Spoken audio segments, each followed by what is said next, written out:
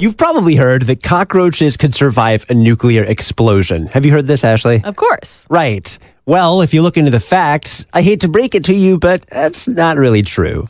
And that's according to a Nobel laureate named Tilman Ruff.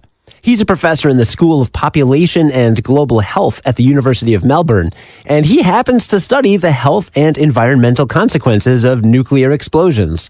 As reported by Futurity, he says that in all his research, he's never come across documented evidence that cockroaches were crawling around a nuclear fallout. He's not the first person to bust this myth either. In 2012, the TV series Mythbusters exposed cockroaches to radiation to see what would happen. They survived longer than humans would have, but they still died when they were faced with extreme levels of radiation.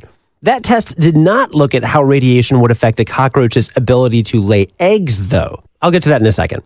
Now, there are more than 4,000 species of cockroaches, but in general, they're fast breeders and they lay lots of eggs that are hard to kill with chemicals. Not to mention they can slide into hard-to-get places since they're basically flat. So yeah, they're pretty tough to get rid of. But as living creatures, they've still got to eat.